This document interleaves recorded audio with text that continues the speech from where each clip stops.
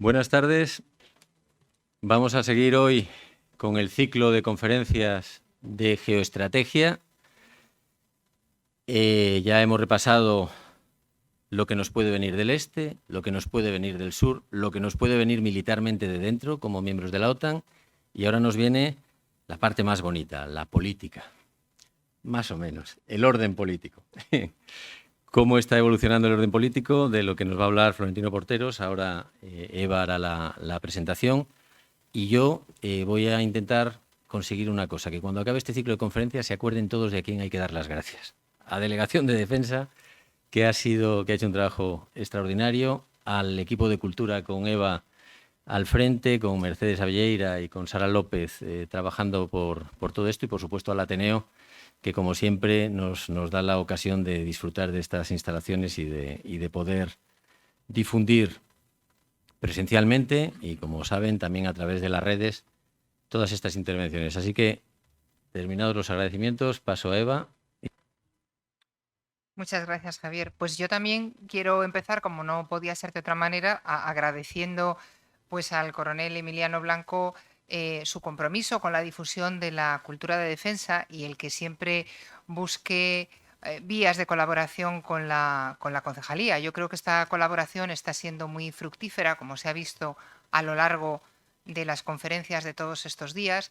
No se puede vivir ajeno a todos los acontecimientos que se suceden en el mundo, y yo creo que hay una demanda por parte de la sociedad de saber más allá de lo que nos cuentan los medios de comunicación y de escuchar a los expertos. Recuerdo que en una ocasión el gran arabista Pedro Martínez Montávez me dijo que los políticos solo llamaban a los arabistas cuando ya se había prendido la mecha del conflicto en los países árabes y era después ya muy difícil solucionarlo, cuando hubiera sido más fácil prevenir. Probablemente si se contara más con la opinión de historiadores y analistas, pues quizá no llegaríamos a determinados escenarios, porque la historia no se repite, es verdad, pero los errores y las pasiones que desencadenan muchas veces los conflictos sí que son los mismos, o al menos muy parecidos. También quiero agradecer al Ateneo y a su presidente, Manuel Ángel Castañeda, que nos reciban en su casa con todas las facilidades que nos dan y que nos hacen sentir como en la nuestra. Y por último, muy especialmente, quiero agradecer la presencia de Florentino Portero, de nuestro invitado de hoy, que es uno de los más conocidos y reputados analistas internacionales de nuestro país y de formación historiador, por supuesto.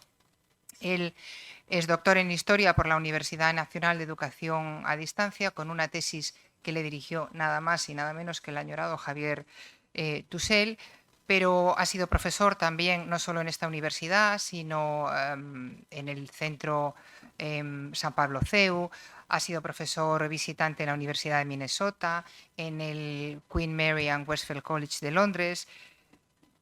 También dirige el Instituto de Política Internacional de la Universidad Francisco de Vitoria, y como persona inquieta que es, pues ha sido fundador del Grupo de Estudios Geoestratégicos, donde trabajó en el área de política exterior y relaciones internacionales. Es autor de numerosas publicaciones, artículos, colabora con diversos medios de prensa radiofónica y escrita, y así podría seguir ad infinitum. Pero como realmente a quien han venido a escuchar es a Florentino Portero, pues les voy a dejar con él, agradeciéndoles a todos ustedes que una vez más nos acompañen en esta conferencia. Muchísimas gracias.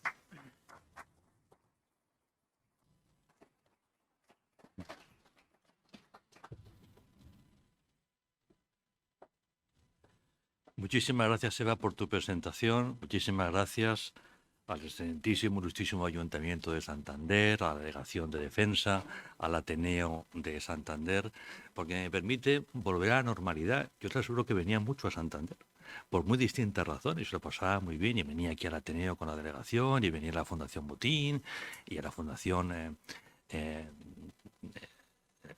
Paloma Oshí, al concurso de piano.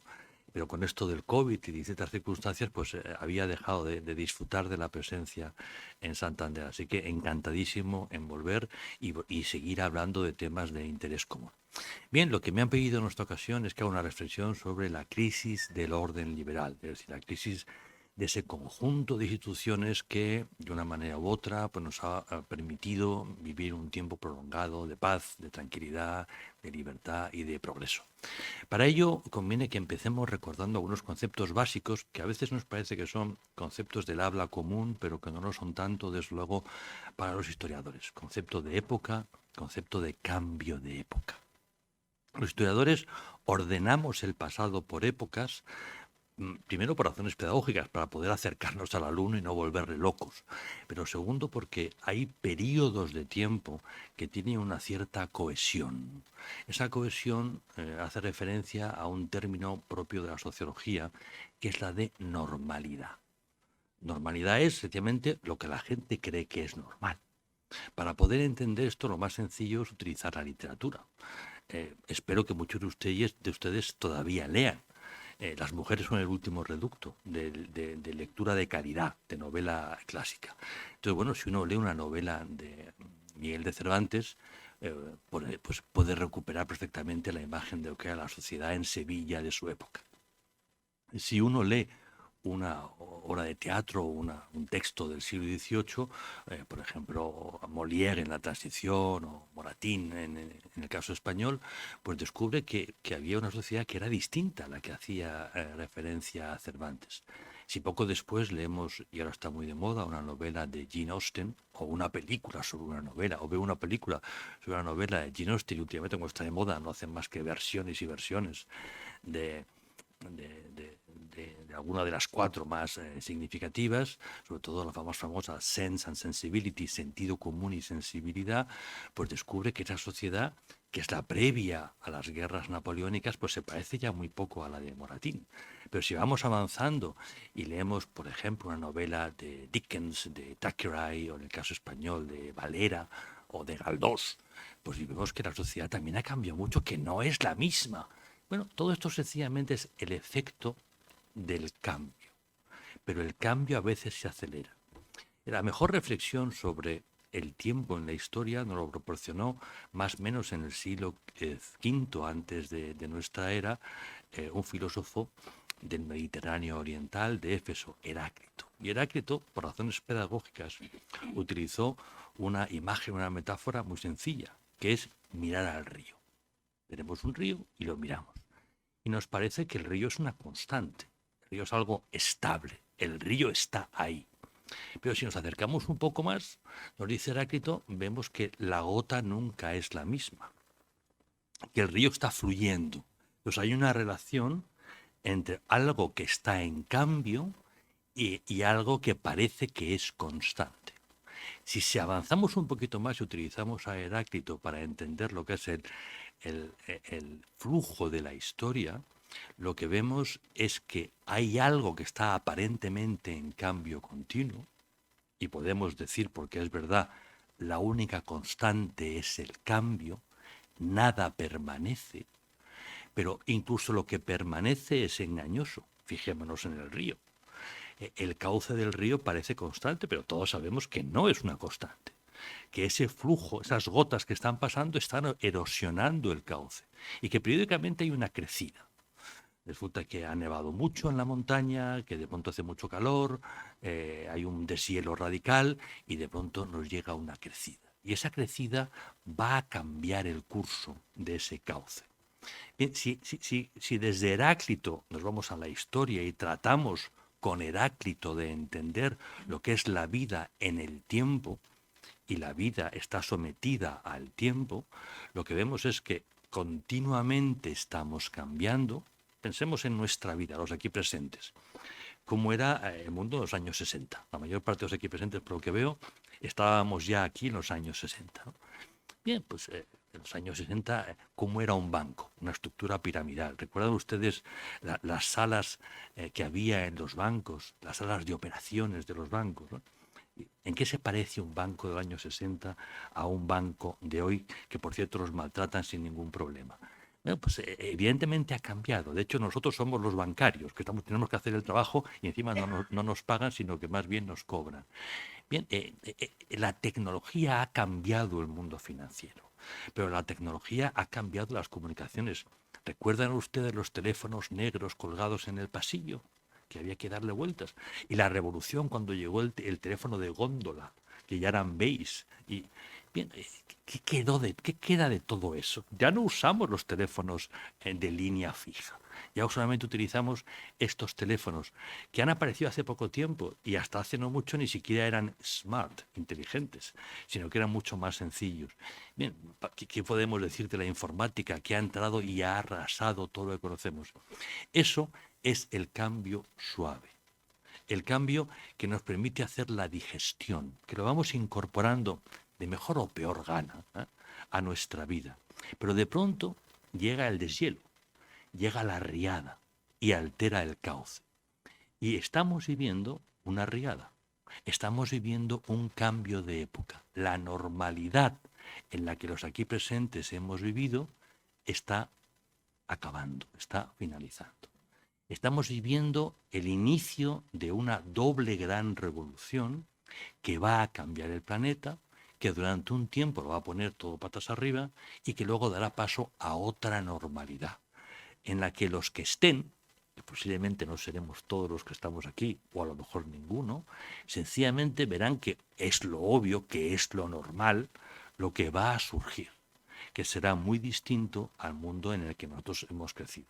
Nosotros somos hijos de la tercera revolución industrial, que es la revolución industrial que se inicia con la gran posguerra mundial a partir del año 1945 y que va a girar en torno, en el plano técnico, a la electrónica. Y la electrónica va a modificar la forma de hacer industria. Si la primera revolución industrial giró en torno al vapor y el vapor transformó la industria, la máquina de vapor, y transformó las comunicaciones, el tren de vapor, el barco de vapor, y con ello se pudieron producir más bienes y además llevarlos más lejos.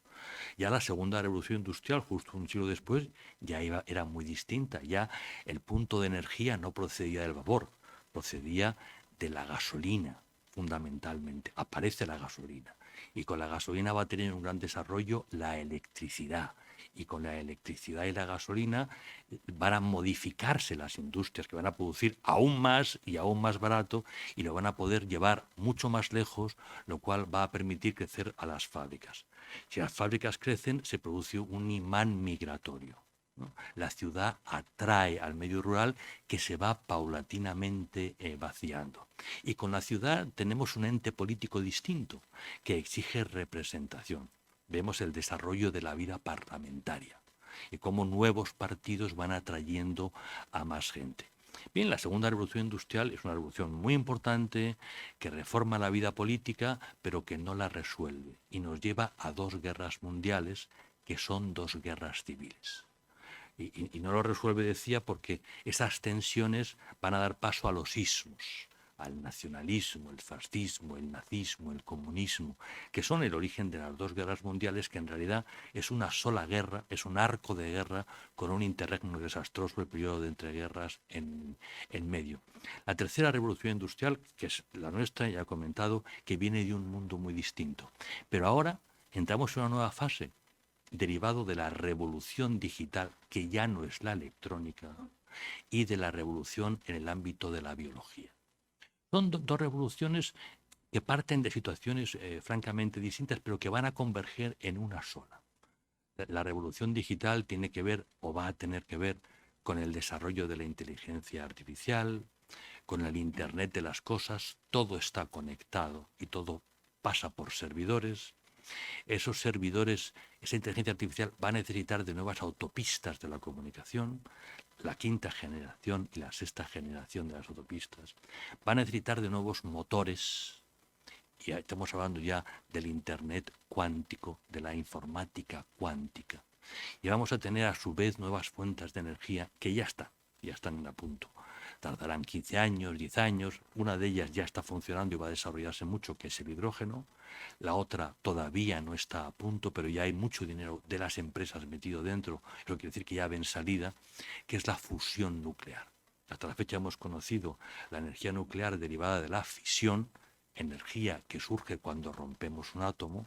La fusión nuclear, que es la gran revolución que se nos viene encima, es la energía que deriva del choque de dos átomos. es la energía más natural. Toda estrella deriva de la fusión, básicamente, de núcleos de hidrógeno. Bien, ahora eso lo van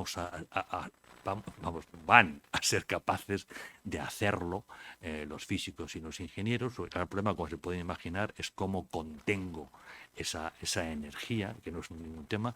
Hay un problema de física de materiales muy serio, pero eso ya está en marcha y está funcionando. Y en un tiempo relativamente breve, entre 10 y 20 años, depende del país, vamos a ir viendo el efecto de esta tecnología ya en manos de las empresas. Bien, estamos ahí. Así que lo primero que tenemos que hacer es entender que el mundo en el que hemos crecido es un mundo anacrónico. Es un mundo que ya está fuera de este tiempo, ¿no? Y por lo tanto tenemos que ver con naturalidad que llega a otro tiempo. El Homo sapiens es el rey del planeta porque es la especie animal con mayor capacidad de adaptación. Esto es un tema muy, muy importante. Otras especies han reinado en otro tiempo, básicamente los reptiles, y antes de los reptiles, evidentemente, los peces, porque la vida surge en el medio marítimo. Nosotros hoy, dentro del mundo de los mamíferos, somos los que reinamos porque hemos sido capaces de adaptarnos a cambios continuos. También es verdad que todo en esta vida tiene un límite y a veces la velocidad del cambio es tan grande, la intensidad del cambio es tan grande que nos vuelve locos y empezamos a hacer tonterías. La Primera y la Segunda Guerra Mundial fue un clásico efecto de incapacidad para el cambio. El mundo se volvió loco, se entregó a las pasiones y acabamos como acabamos. Muchos millones de muertos y muchísimo sufrimiento. Bien, ahora tenemos un gran reto. No hay ninguna ley de la física que diga, bueno, esto evidentemente se va a resolver con una guerra. Las leyes de la física valen para la física, no valen para la vida, ¿eh? Pero de luego tenemos retos, ¿eh? Y no van a ser fáciles. Y todo cambio en el mundo de la industria, y la revolución digital está poniendo patas arriba el mundo de la industria, tiene efectos sobre el mundo corporativo. Estamos viendo cómo las empresas típicas piramidales están desapareciendo y las empresas ahora son mucho más pequeñas y son horizontales y ya no hay directivos y cuadros medios y secretarias y cuadros inferiores, básicamente son ingenieros con alguien del mundo de la empresa y con un servicio jurídico, una gestoría de respaldo. O sea, ya no hay mucho sitio para la gente no muy cualificada. Esta es una de las claves de la revolución a la que vamos. Y si no hay mucho sitio para la gente no muy cualificada, la estructura social va a cambiar. Está cambiando. Como la estructura social va a cambiar y las clases medias van a sufrir mucho, evidentemente el sistema de partidos, que es el traje que se pone una sociedad, va a cambiar. Ningún sistema político ha sobrevivido a una revolución industrial, ni siquiera los ingleses. Otra cosa es que mantengan los nombres de los partidos políticos y más o menos la ley electoral, pero el contenido es muy distinto. Un sistema político es el traje del que se dota una sociedad. Si la sociedad cambia, el sistema político cambia. Naturalmente, el que cambie, primero, no es ni bueno ni malo, ni siquiera regular. Y segundo, no tiene por qué ser un problema. Va a depender de cada sociedad que sea capaz de adaptar su traje. A veces hay que ensanchar las espaldas, a veces hay que acortar los brazos. Para eso están los sastres, ¿no? O sea, tenemos muchos catedráticos de Derecho Constitucional, tenemos mucha gente muy cualificada, pero vamos a cambiar el traje, porque la sociedad está cambiando. Bien, junto a esa revolución digital, que es impresionante, hay una revolución en el mundo de la biología, que es una revolución que se apoya en la informática y que concluye en ella. Los que se dedican a esto hablan del Sapiens 2.0. Es un Sapiens que va a tener dentro un montón de chismes, unos más mecánicos, otros más digitales. Pero eso evidentemente va a cambiarnos. Y nos plantea problemas sobre quién puede pagar esos cambios, si va a haber dos tipos de humanos, los que pueden pagar eso y los que no pueden pagar eso. Pero en cualquier caso, todo ello nos va a llevar a una muy seria reflexión sobre qué es el ser humano, qué es la dignidad, y cómo gestionamos todo ese tema en un momento, en una situación de cambio profundo, que no es un tema menor, que es una circunstancia que es un reto a resolver, no necesariamente es un reto insoluble, insalvable, pero cuidado que esos temas hay que trabajarlos y trabajarlos bien. Bien, si estamos superando una etapa para entrar en otra, tenemos que dar por sentado que mucho de lo heredado no puede sobrevivir porque es anacrónico. Eso no quiere decir que todo lo que tenemos haya que tirarlo a la basura, sería una estupidez. Naturalmente hay cosas que nos sirven, hay cosas que hay que reformar y hay cosas que hay que crear, como siempre. Aquí veo gente de uniforme y cualquiera de ellos nos contaría la historia de su institución, que es una historia de cambios, de un cambio constante a veces y de cambios importantes de vez en cuando, porque el mundo para el que fue creada la infantería o la Guardia Civil no tiene mucho que ver con el mundo de hoy. Pero para eso estamos, para ir adaptando paulatinamente. Vamos a hablar de política internacional, un término al que nos hemos ido acostumbrando porque los medios de comunicación ya hacen referencia a él, es la expresión orden liberal. ¿Qué narices es el orden liberal? Técnicamente llamamos orden liberal al conjunto de conceptos, ideas, principios, instituciones, organizaciones internacionales que se fueron creando justo después de finalizada la Segunda Guerra Mundial, en algunos casos cuando está finalizando la Segunda Guerra Mundial, precisamente para evitar un desorden internacional, un desorden como el que llevó a la Segunda Guerra Mundial. El sujeto creador son las potencias anglosajonas, pues son las que ganan la guerra mundial, y eso tiene que ver, para entendernos, pues con la Carta del Atlántico, tiene que ver con la Carta de San Francisco, que es la Carta Fundacional de Naciones Unidas, tiene que ver con Bretton Woods o con la GATT, que son los elementos originarios de todo el sistema de comercio internacional que se acuerda también en esas fechas. Más adelante llegaremos al Tratado de Washington, que es el tratado fundacional de la Alianza Atlántica. Tiene que ver con toda la estructura desde el Tratado de Roma de creación de ese proceso de integración europea, cuya fase última es el Tratado de Lisboa, el Tratado de la Unión Europea. Tiene que ver con la Organización Mundial del Comercio y últimamente con las rondas sobre el comercio internacional.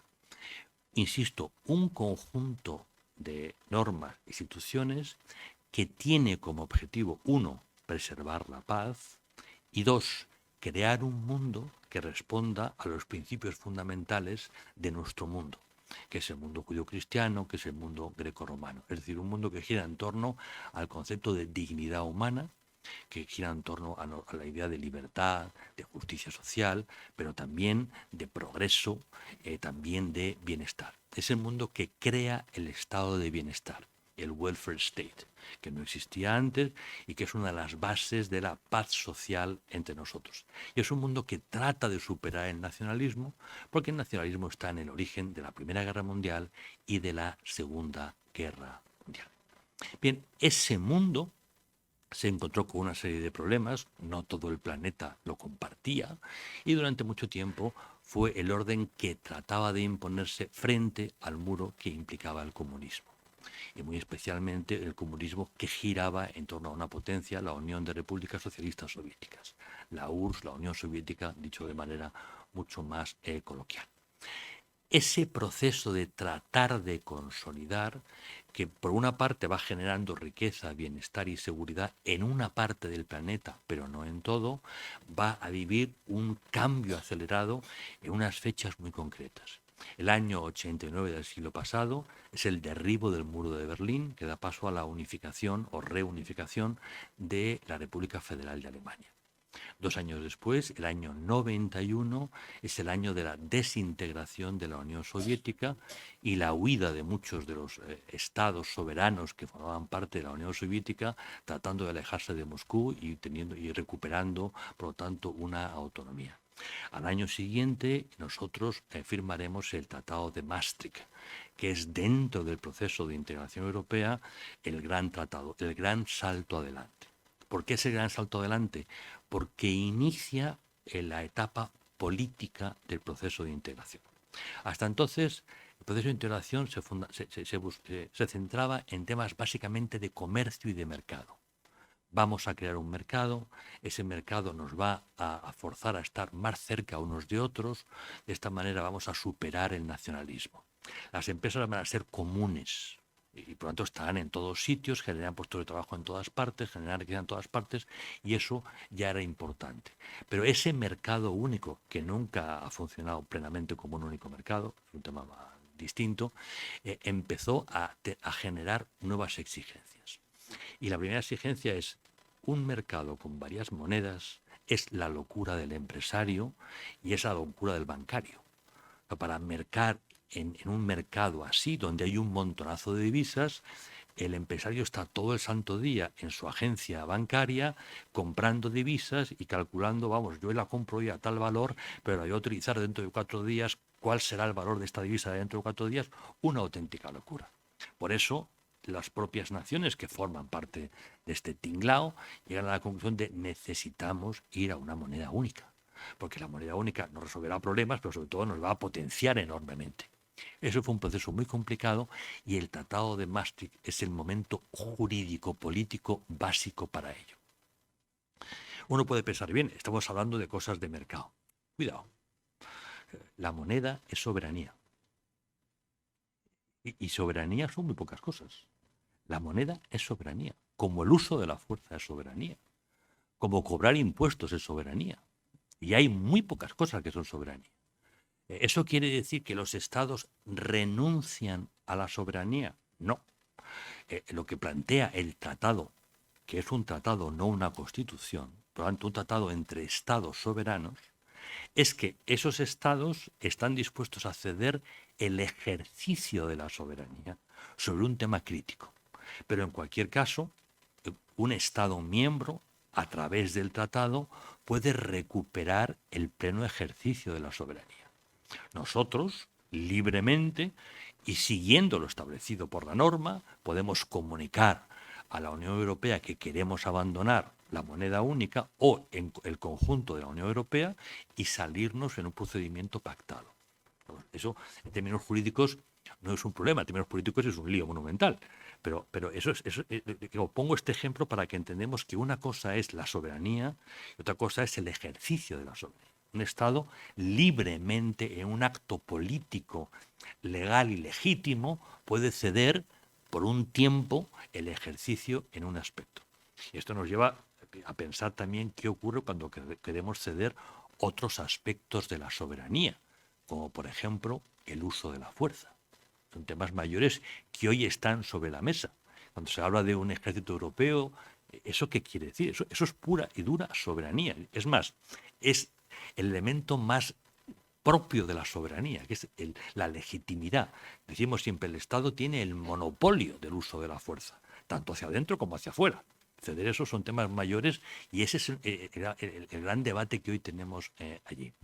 Bien, pues el orden liberal, precisamente lo que estaba planteando era todo esto, y este núcleo de años muy concreto nos hace pensar que finalmente ya no hay ningún dique de contención para generalizar el orden liberal en todo el planeta. Dicho de otra manera, habíamos ganado.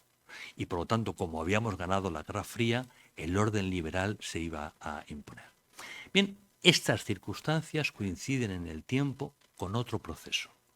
Un proceso que tiene otra lógica, pero que se cruza con este y lo va a afectar de manera muy intensa. Me refiero al proceso de la globalización. Este es un término que tiene su aquel, porque se ha usado o se usa en entornos distintos con significados no idénticos. Como todos sabemos, cuando cogemos el diccionario de la Real Academia, nos encontramos una palabra y de pronto hay una numeración, 1, 2, 3, 4, y son los significados, es lo que llamamos el campo semántico. Una palabra es un conjunto de letras, pero esas letras tienen significado, y con el paso del tiempo y en circunstancias distintas, los significados van evolucionando, van cambiando, van mutando. Y cuando usamos las palabras en un acto como este, pues tenemos que tener mucho cuidado de que la persona que nos escucha sepa de qué significado estamos hablando. Muchas de las discusiones que encontramos con los políticos o los medios de comunicación son discusiones escolásticas, porque sencillamente no se ponen de acuerdo sobre el significado que están dando a una palabra. Decía Kissinger que el problema más complicado en diplomacia eran las palabras.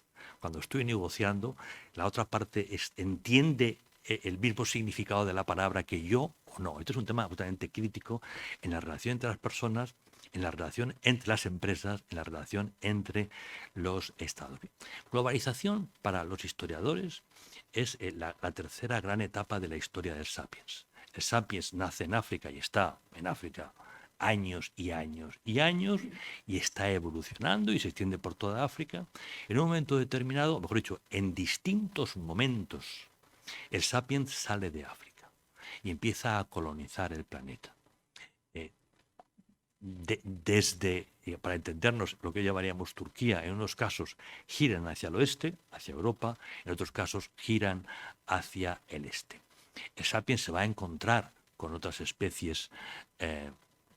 Hoy los prehistoriadores dicen que somos sapiens sapiens porque hay otros sapiens previos, como sería el neandertal, el cromañón y otros muchos. Sin entrar en estos debates, lo que me interesa es subrayar que en esta segunda etapa el sapiens inicia la gran dispersión. Y con el neolítico el sapiens se asienta. Y al asentarse empieza a generar cultura. Cultura es lenguaje. Cultura es responder a las preguntas básicas del sentido. ¿Quién soy? ¿De dónde vengo? ¿Quién ha creado esto? ¿Qué esperan de mí? ¿Qué hay antes de la vida? ¿Qué hay después de la muerte?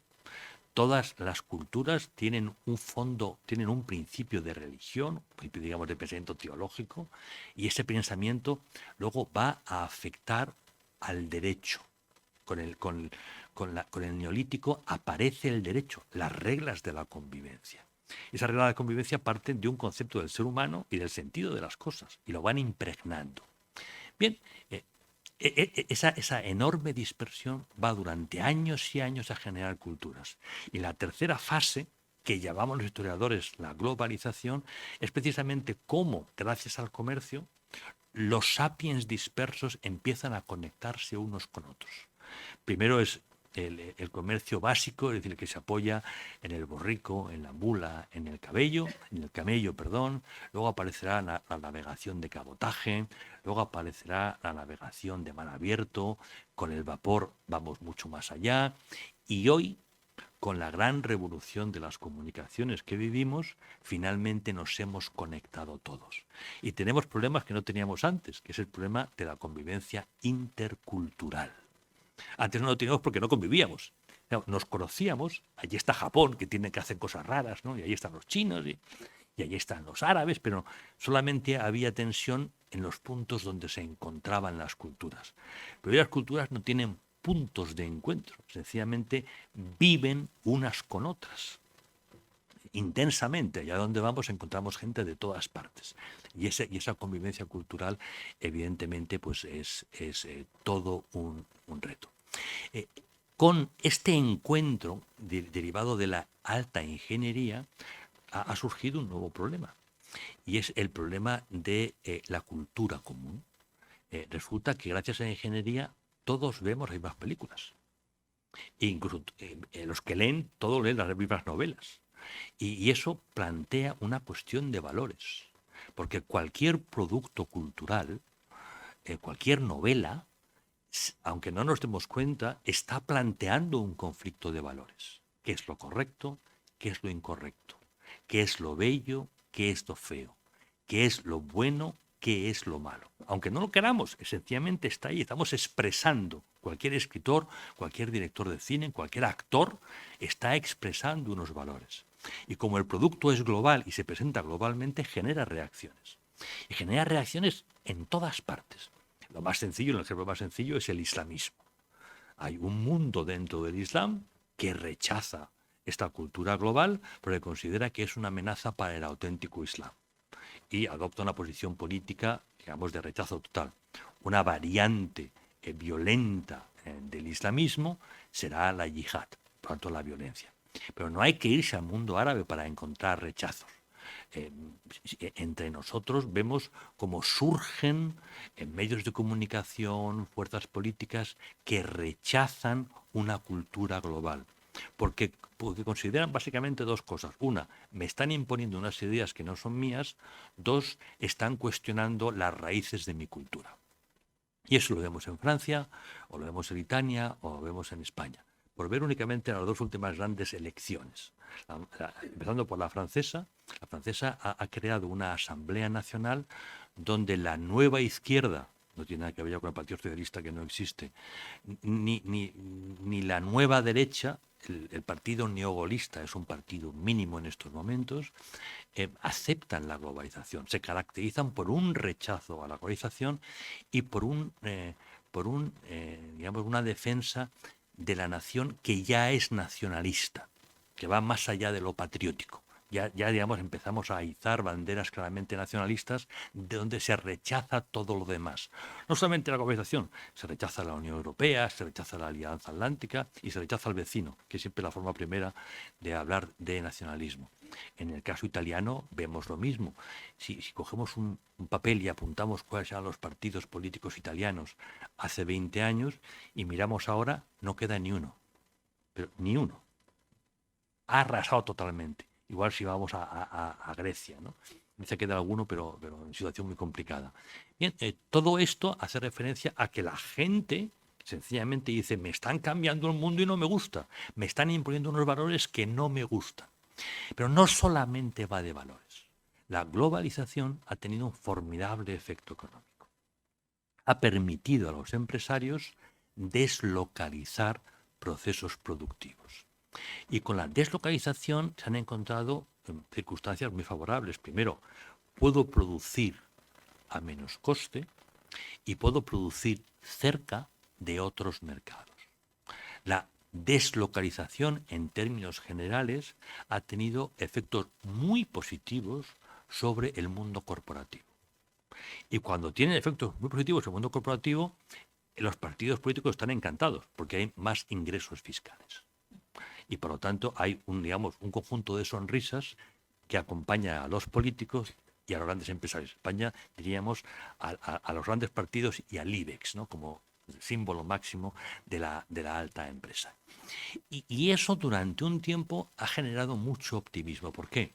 Porque aumentaba la riqueza y porque sobre todo estábamos trasladando el orden liberal a otros países. Y eso nos hacía pensar que iban a ir surgiendo clases medias en otros países, iban a ir aceptando nuestro concepto de Estado de Derecho y derivado del Estado de Derecho, por puro respeto a la dignidad humana, un sistema más o menos democrático, siempre naturalmente enraizado en sus propias culturas. Los sistemas políticos nunca son trasladables, ni el británico se puede trasladar a Francia, ni el francés se puede trasladar a Holanda.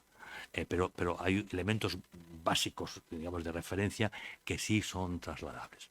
Bien, lo que ha ocurrido con este proceso de deslocalización es que muchas personas en Occidente se han quedado sin trabajo.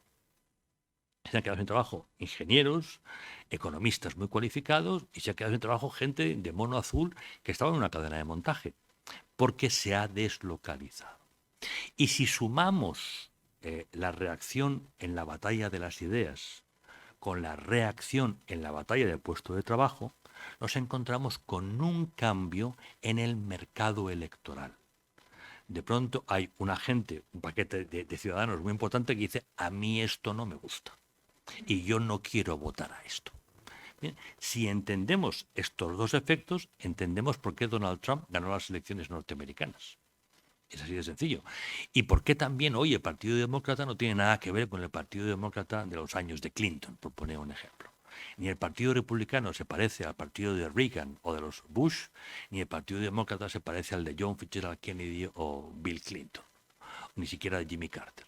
Sencillamente, esa sociedad, la norteamericana, ha cambiado, como está cambiando la sociedad española, como están cambiando otras sociedades. Bien, si el mercado electoral cambia y con él cambia el sistema de partidos, o cambian los partidos y dicen cosas que antes no decían y defienden ideales que antes no defendían, sencillamente van a cambiar los gobiernos. Y al cambiar los gobiernos va a cambiar la política internacional. Hoy hablamos de crisis del orden liberal por la sencilla razón de que los gobiernos de los países característicamente democráticos que crearon y potenciaron el orden liberal ya no creen en él y por lo tanto no están haciendo nada significativo para defenderlo.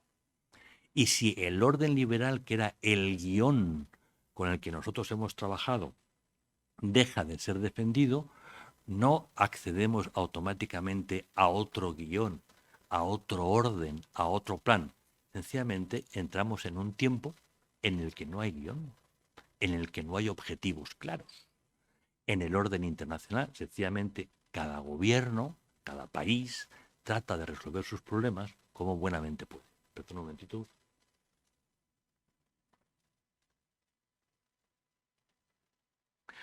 ¿Qué síntomas vamos encontrando para poder, digamos, certificar esta crisis del orden liberal? Tras los dos mandatos de George Bush hijo, ganó las elecciones presidenciales el señor Obama, que estuvo igualmente 2 mandatos. Y con Obama empezamos a utilizar un término en español para tratar de describir lo que estaba haciendo en política internacional. Y rescatamos una palabra que utilizábamos cuando hablábamos de la política exterior de Antonio Cánovas del Castillo, que también se mantuvo más o menos durante el reinado de Alfonso XIII. El término retraimiento. Retraimiento no es aislamiento. Retraimiento lo que quiere decir es solo me vinculo a situaciones donde realmente mis intereses nacionales están en juego. Cuando un presidente de Estados Unidos practica el retraimiento, lo que está ocurriendo es que está dejando de liderar el orden liberal.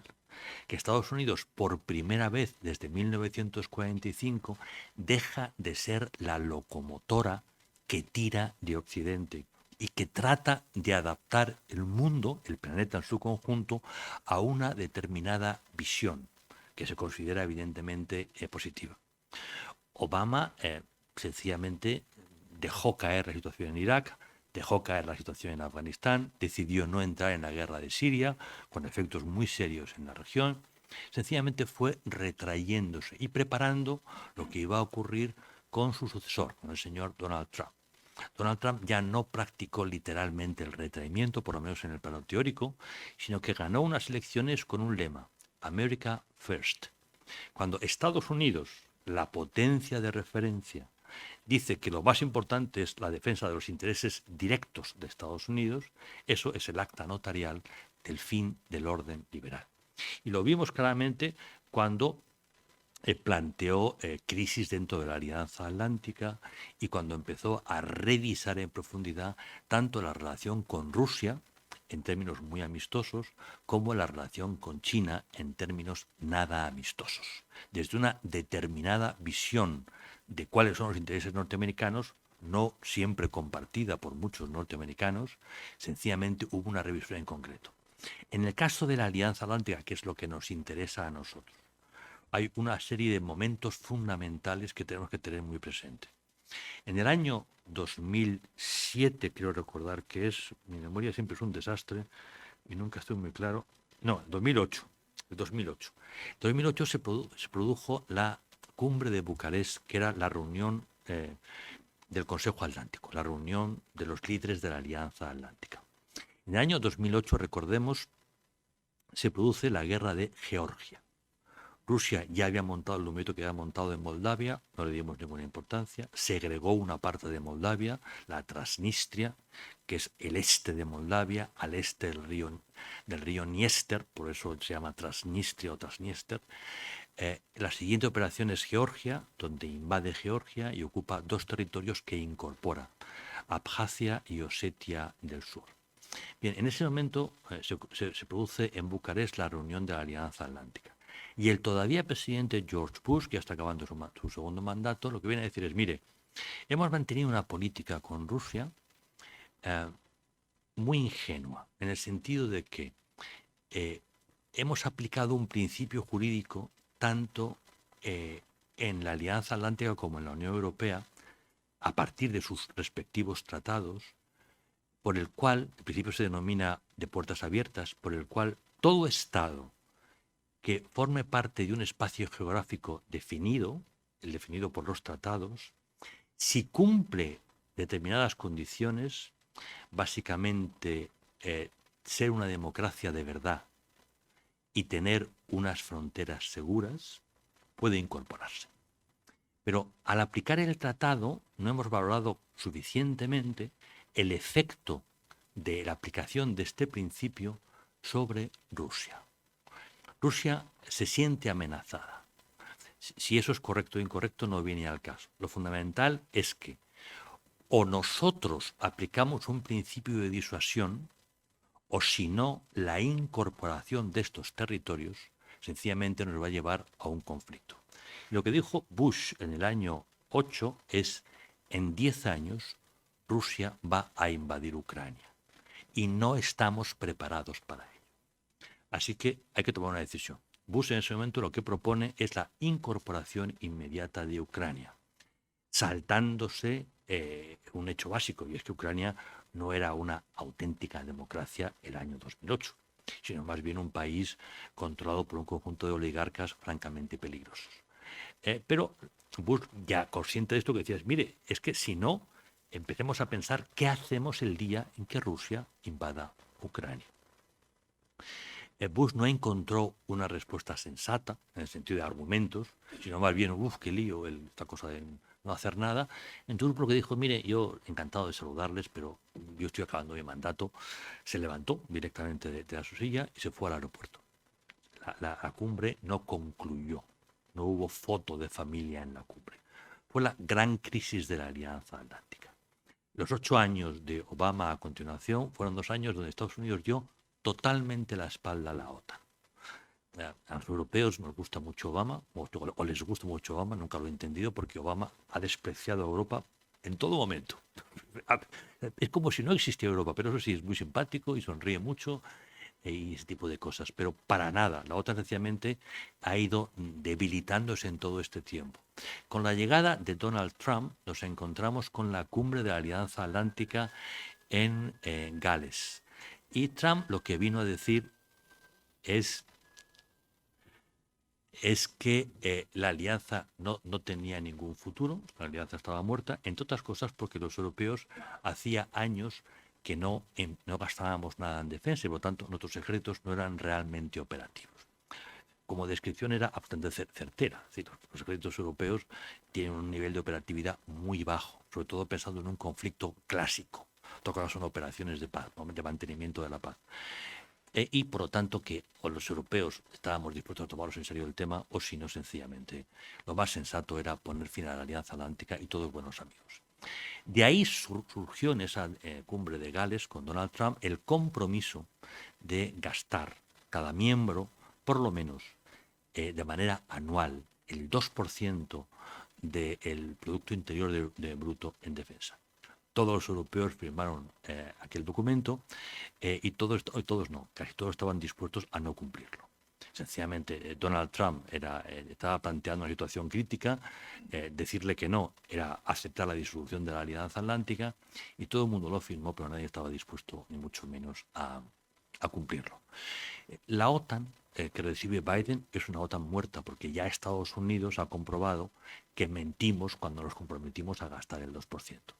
Pero Biden se va a encontrar con una circunstancia, que es que Bush tenía razón y que Rusia invadió. Invadió primero el año 14 Crimea, el año 15 invadió el Donbass y el año 22 ha vuelto a invadir Ucrania con unos objetivos que nunca, que no hemos conocido hasta la fecha de hasta dónde quería llegar Rusia en su ocupación de Ucrania, pero por lo menos quería llegar a Kiev, y Kiev está a las orillas del río Dnieper. Y el río Dnieper desemboca al oeste de Crimea. Y en todo momento hemos podido ver, porque no ha habido ningún disimulo, que Rusia quería, desde luego, llegar hasta la ciudad de Odessa. Odessa está en la costa del Mar Negro, es el puerto más importante que tiene Ucrania en el Mar Negro, ya no tiene ningún puerto en el Mar de Azov, por cierto, y de Odessa ya hasta la frontera con Moldavia hay una distancia mucho menor y, digamos, cabía suponer que sencillamente Rusia quería cegar el acceso de Ucrania al Mar Negro. Bien,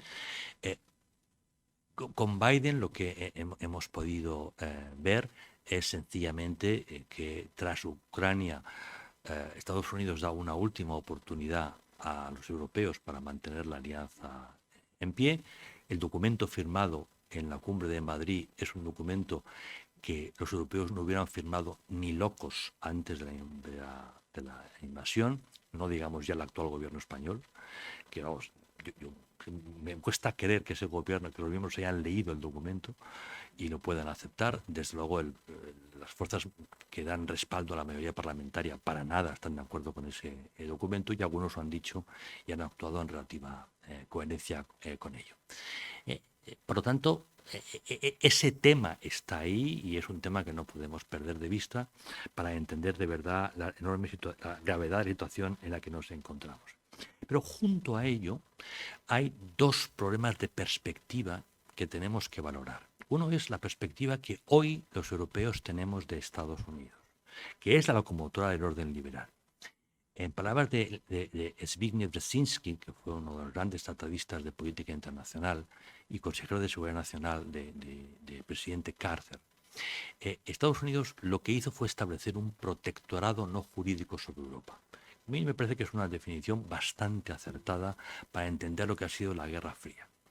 En todo momento, los europeos hemos intentado garantizarnos el mantenimiento del protectorado. Y eso, en palabras del que fue primer secretario general de la Alianza Atlántica, el general Ismay. El general Ismay fue el jefe del Estado Mayor británico durante la Segunda Guerra Mundial. Normalmente lo encontramos citado como Lord Ismay y no como general Ismay, pero era un militar de carrera importante. El general Ismay definió los objetivos de la Alianza Atlántica de una manera muy típicamente anglosajona, o sea, con un número de palabras muy claro y muy directo. Lo digo en inglés y luego traducimos al castellano. To keep the Americans in, the Germans down and the Russians out. Es difícil, con menos palabras, dejarlo tan claro. O sea, el único objetivo que tiene la alianza es asegurarles el compromiso norteamericano en nuestra seguridad, mantener a los rusos fuera. Fijémonos, dice Russians, no Soviets. Para un inglés, eso es política de Moscú. Lo de menos es la forma actual del gobierno ruso. Y los alemanes down, bajo la pierna, bajo la bota, que nos han creado muchos problemas. Bien, hoy queremos mantener the Americans in. Antes de la guerra de Ucrania, la verdad es que no mucho. Es decir, el fracaso del liderazgo norteamericano en los conflictos de Irak, de Afganistán y de Siria, y en general la pérdida de cohesión estratégica en Estados Unidos por las diferencias entre los distintos partidos políticos, lleva a los europeos a pensar de, bueno, este liderazgo, más que protegernos, nos mete en líos. Y sobre todo, un presidente fija una posición, nos la queremos, aunque no nos gusta, pero es que 2 años después pierde las elecciones midterm y cambian de posición. Y no se puede hacer la guerra de esta manera. Digamos, la dirección de los asuntos bélicos por parte de Estados Unidos en los teatros de Irak y de Afganistán ha sido, siendo generoso, un desastre. Un desastre no militar, sino un desastre político. De hecho, ha habido, digamos, ceses fulminantes, es el caso más llamativo del general McChrystal, por enfrentamiento directo con su comandante en jefe, el presidente de Estados Unidos, por frivolidad en el mando. Uno no puede jugar con cambio de posición estratégica en el campo de batalla. Eso no es serio, y los políticos norteamericanos están cayendo en esto, básicamente porque nunca hicieron una guerra. Bush fue el último presidente que vivió guerras. Obama ya es un niño de paz y por lo tanto actuó con muchísima frivolidad en temas militares. Pero igual que para nosotros Estados Unidos ya no es el líder seguro, para los norteamericanos Europa es una zona en absoluto declive cultural y civilizacional, y una parte del mundo que ha perdido la capacidad de pensar en términos estratégicos. Por poner algunos ejemplos, la dependencia energética de Europa respecto de Rusia ha sido objeto de escándalo en Estados Unidos durante años. Ese escándalo se convirtió en gritos con Trump, porque Trump tenía esta capacidad para ser básicamente grosero. Pero los no groseros, de manera mucho más discreta, llevaban diciendo a los europeos, y especialmente a los alemanes, ustedes están locos. Cuando los alemanes se empeñaban en explicar a los norteamericanos y a todos nosotros que un gasoducto lo que hace es unir y que por lo tanto los rusos, como van a querer seguir vendiendo gas, van a comprometerse a un espacio de seguridad con nosotros, lo que los norteamericanos respondían es, usted, un gasoducto es una vulnerabilidad, porque si te lo cierran se acabó la broma. Por lo tanto, usted no puede pensar que los rusos, cuya capacidad de resistencia es la máxima conocida en el planeta, nunca perdamos de vista la batalla de Stalingrado, usted no puede pensar que un gasoducto sencillamente es una garantía de paz porque genera muchos dividendos para Rusia.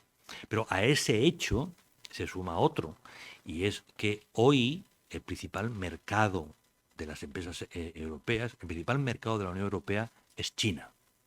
Y el principal mercado de la economía alemana es China. Entonces los norteamericanos decían, vamos a ver, ustedes dependen de la energía de Rusia y de los mercados chinos. O sea, ustedes alguna vez piensan o sencillamente se dejan llevar. Porque ustedes sencillamente ya actúan sin pensar en términos de política internacional, sino únicamente de consumo inmediato. Todo ello, digamos, fue generando dentro de la élite política norteamericana una absoluta desazón respecto de la alianza con los europeos. Y mire, los europeos que hagan su vida, ellos tienen muy claro que lo que están haciendo es lo correcto, laissez-faire, dejémosle hacer, pero vamos a romper tanto el cordón umbilical del protectorado como todas las cuerdas, todos los vínculos que nos unen con ellos. Vamos a marcar distancia porque sencillamente nos pueden meter en un lío. Recordarán ustedes entre comillas, escándalo por el espionaje norteamericano sobre la élite política alemana. Bien, los norteamericanos no paraban de espiar a los norteamericanos, a los alemanes, más que a los rusos, porque los alemanes tenían más peligro que los rusos. O sea, al enemigo le ves venir, pero hay cuidado con tu aliado, porque te está abriendo la retaguardia. Y el tiempo demostró que tenían razón los espías norteamericanos. O sea, el lío en el que Alemania nos ha metido es monumental, absolutamente monumental. Y los norteamericanos llevaban tiempo advirtiendo de cuidado, cuidado, cuidado, ustedes están complicando la vida. El último ejemplo de esta crisis del orden liberal es lo que está ocurriendo como consecuencia de la guerra de Ucrania con nuestro papel en el mundo. Y nuestro no solamente es el europeo, sino en general el del bloque atlántico. Ustedes saben que de pronto Rusia, después de una negociación diplomática, invade Ucrania. Entonces nosotros descubrimos que Bush tenía razón y que no teníamos ningún plan. Bien, ¿y ahora qué? ¿Qué hacemos? Entonces la diplomacia norteamericana presenta una propuesta, bueno, vamos a abrir un segundo frente. No queremos hacer la guerra porque eso nos llevaría a una guerra nuclear y es un tema que no es aceptable. Vamos a abrir un segundo frente para tratar de domeñar, de humillar a los rusos, que es un frente económico. Y ese frente económico tiene que ver con vamos a expulsarles de plataformas financieras, vamos a congelar sus reservas en dólares y vamos a sancionarles, vamos a impedirles comerciar. Vamos a retirar nuestras inversiones y vamos a cegar la posibilidad de que ellos coloquen sus mercancías en otros mercados. ¿Bien? Pues cuando hacemos esto, que tiene, digamos, una lógica de guerra, porque la economía es un instrumento de la guerra lo toca todo, lo afecta a todo, la guerra no únicamente es la artillería o la aviación, toda actividad se convierte en un instrumento de guerra, lo que nos encontramos es que el espacio latinoamericano es un espacio occidental y de esto no va conmigo, son líos de ustedes. Si pasamos al mundo árabe, con la sola excepción de Marruecos, que ahora está en luna de miel con los norteamericanos, por razones que todos ustedes conocen, el mundo árabe dice, esto no tiene que ver con nosotros. Fijémonos en los países del Golfo. Los países del Golfo viven desde hace años de la protección norteamericana. Los norteamericanos tienen allí un montón de bases, tanto en Arabia Saudí como en Qatar, como en algún otro de los países de la zona. Bien, esa gente que cuya existencia ha dependido de la protección norteamericana, y que los norteamericanos han hecho tanta diplomacia en torno al petróleo para asegurar que esos países fueran estables y pudieran sacar sus productos adelante, de pronto dijeron, no, esto no va con nosotros, son líos de ustedes. Pero por otro lado estamos abiertos a recibir todo el dinero ruso que huya de Occidente, y desde luego tenemos apartamentos estupendos en las torres de Dubái para recibir a los oligarcas. Algo de fondo tenía que ver con que el presidente Biden hubiera llamado asesino al príncipe heredero saudí, que en términos diplomáticos no es una cosa recomendable. Uno puede pensar que alguien es un asesino, pero andar por la vida llamando asesino a aquel con el que tienes que negociar no es práctica común.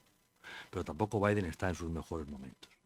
El hecho es que Biden va a Arabia Saudí, se humilla, juegan a darse la mano con el puñito y le pide que, por favor, ante la crisis energética derivada de la guerra de Ucrania, aunque no solamente de la guerra de Ucrania, aumente la producción de petróleo para aliviar la presión de los mercados.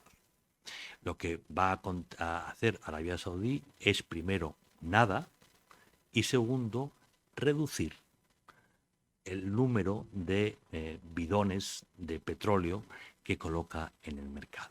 Es más, no solo hace a título estatal, sino que propone a la OPEP que de manera conjunta todos reduzcan la producción de petróleo. Si avanzamos un poquito más, nos encontramos con India. India es un aliado básico de Estados Unidos en la contención del gran problema. El gran problema se llama China. Que los indios, no hay que convencer a un indio de que China es un problema.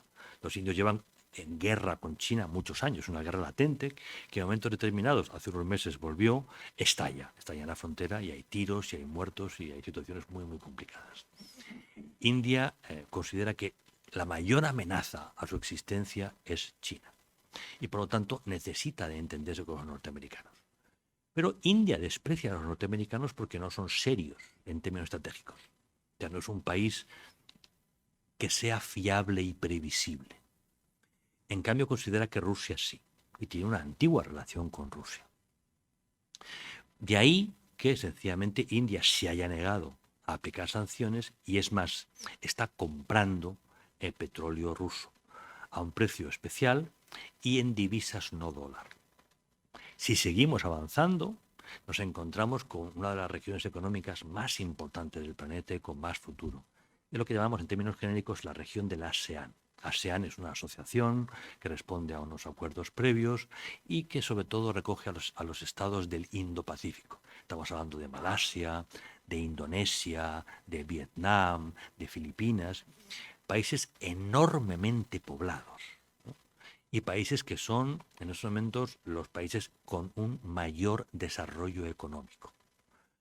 ASEAN históricamente optó por distanciarse de los dos bloques. Algunos de ustedes habrán oído hablar de la conferencia de Bandung. La conferencia de Bandung es una ciudad de la isla de Java. La isla de Java es la isla principal de Indonesia.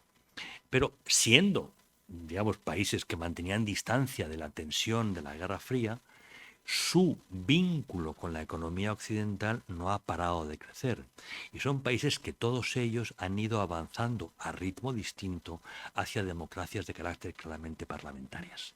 Eligen sus presidentes, cambian los presidentes, cambian los partidos, va habiendo, con raíces claramente culturales propias y específicas, un desarrollo del Estado de Derecho, porque hay un desarrollo de la economía, porque hay un desarrollo de la empresa. No hay inversión sin Estado de Derecho. Y todo Estado de Derecho acaba concluyendo en más o menos una democracia, no la inglesa, pero sí un sistema representativo, un sistema con independencia judicial, porque si no nadie mete dinero en un país, no nos engañemos. Bien, pues el ASEAN lo que ha hecho es, mire, a mí esta guerra me parece que es un tema de ustedes, nosotros no vamos a intervenir, vamos a seguir comprando productos como queramos. En la región del ASEAN es la región que tiene en común el miedo, por no decir pavor, a China. Allí ese tema no se discute. China es su problema, porque China está creciendo a costa de ellos. Pero aún así el vínculo con Estados Unidos les parece peligroso por inconsistente. Para ellos Estados Unidos y nosotros somos lo mismo, por cierto. Somos el bloque occidental, el bloque atlántico. En la distancia, estas diferencias entre España y Francia o Europa y Estados Unidos son tan frágiles que no se perciben con tanta claridad. Sencillamente somos el bloque atlántico. Pues el bloque atlántico es inconsistente y no sabe gestionar una crisis como la de Irak, que son crisis pequeñas, o la de Afganistán, o la de Siria, o la de Ucrania. Entonces lo que dice, mire, China es un problema, pero ustedes también. China sabe lo que quiere y eso me da mucho miedo. Ustedes no saben lo que quieren y eso me da más miedo. Entonces, son dos problemas muy distintos. China tiene estrategia, da igual quién es el presidente del país o el secretario general del Partido Comunista.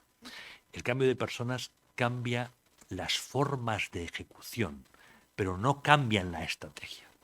La China comunista sabe quién es y a dónde va, y tiene un plan para décadas. Nosotros venimos de ser el centro del mundo, pero hemos perdido totalmente la visión estratégica de quiénes somos y a dónde queremos ir. Y desde esta parte del mundo se nos dice, oiga, por favor, inviertan mucho porque lo que ustedes no inviertan lo va a hacer China. Pero no me meta usted en líos políticos porque no. Y con esto acabo. El presidente Biden ha planteado a estos países una alternativa a la ruta de la seda. Se llama el Marco Económico Indo-Pacífico. Y ya ha habido una primera reunión en Estados Unidos, y hay documentos, y ya hay, digamos, toda una parte jurídico-política muy interesante para analizar. Pero cuando la diplomacia norteamericana dice, bueno, este marco económico-político tiene que tener una dimensión de seguridad, ¿verdad? Y la respuesta es, ¿verdad que no? O sea, no la va a tener. Estados Unidos ha estrechado lazos con Japón, con India en relación a China, con Australia, menos con Nueva Zelanda, mucho con Corea del Sur, pero cuando entramos en este gran espacio del Indo-Pacífico, la respuesta es no. Y con los que ha estrechado lazos, ahora están aterrados, en el caso de Corea del Sur, con determinados comportamientos norteamericanos que consideran erráticos. La visita de la señora Pelosi en esta parte del mundo ha levantado auténtico horror en estos países porque ven sencillamente que la situación es errática, que no hay una línea consistente.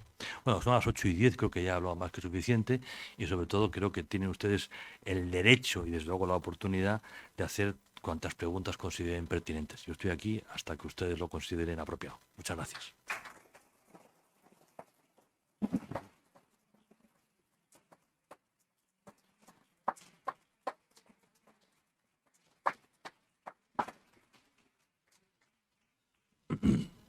Con levantar la mano por mi parte es suficiente. Creo que hay un micrófono aquí que se les acercará para que se les pueda escuchar.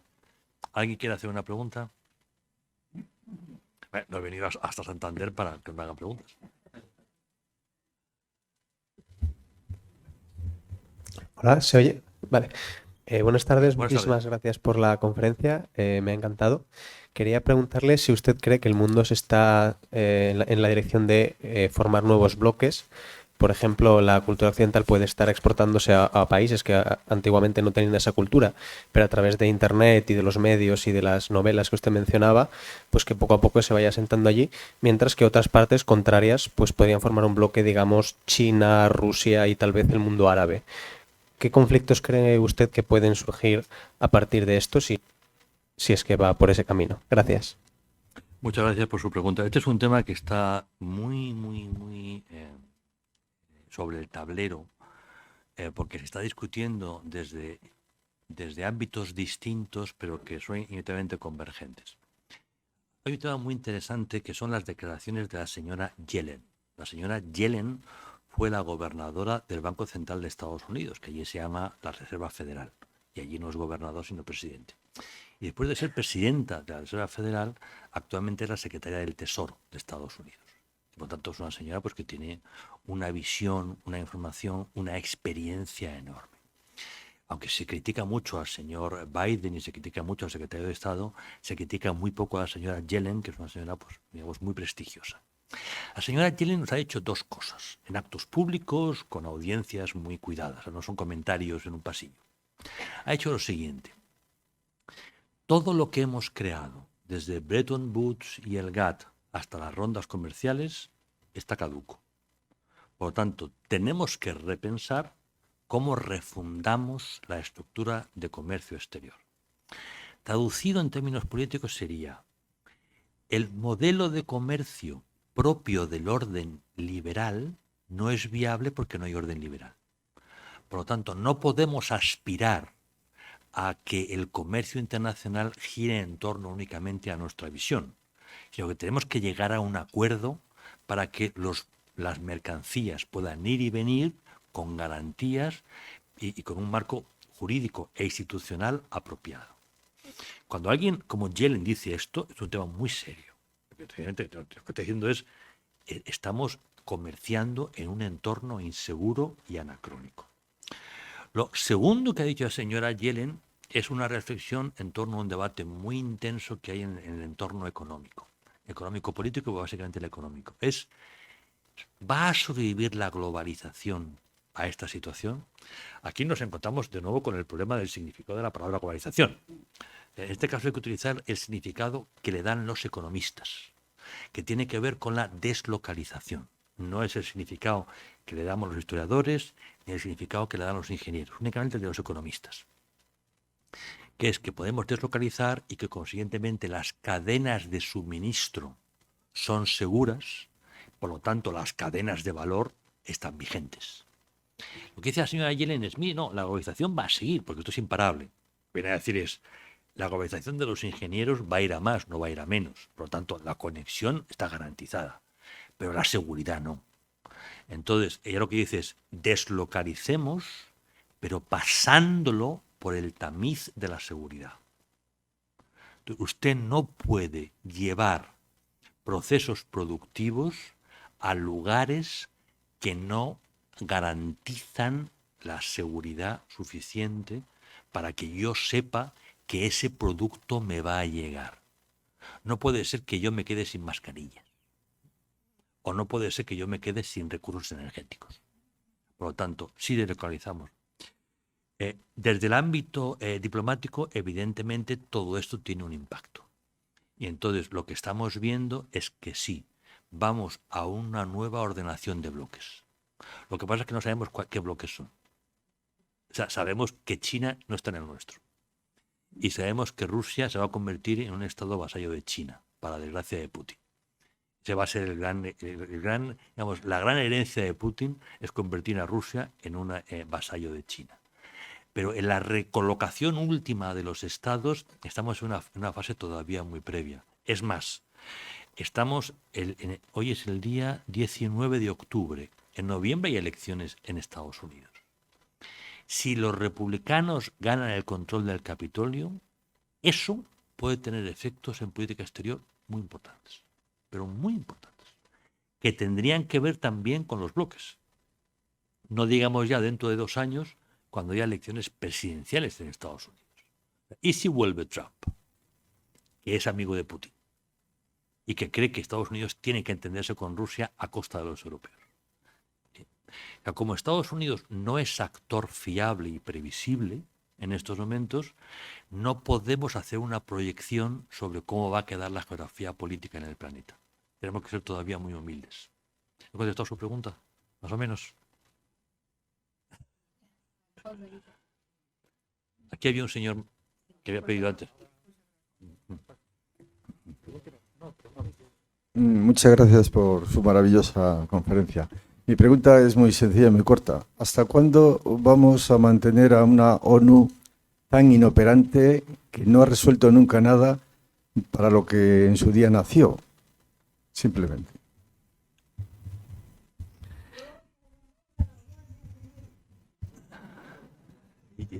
No sé cuál es el vínculo entre la ONU y la Guardia Civil, pero en cualquier caso, la Guardia Civil está por encima del bien y del mal. El tema de la ONU. O sea, cuando se ve que ya está finalizando la guerra mundial, hay una serie de ideas en las que los dirigentes de la época concuerdan. La Sociedad de Naciones en el periodo de entreguerras era necesaria, pero fracasó. En algún lugar se tienen que encontrar todos los gobiernos del planeta. Pero la forma del encuentro es muy problemática. recordemos que una de las claves de la crisis de la Sociedad de Naciones es que algunos de los estados de referencia se fueron porque eran cuestionados. Entonces, se llegó a una situación, digamos, de equilibrio entre el derecho internacional o los fundamentos del derecho internacional y el mayor realismo político.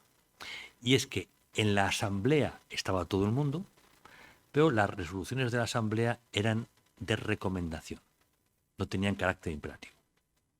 En cambio, se creaba un directorio en su seno donde los grandes tenían derecho de veto. Naturalmente, cuando los grandes tienen derecho de veto, solamente es operativo el Consejo cuando están de acuerdo. Y eso no suele ocurrir.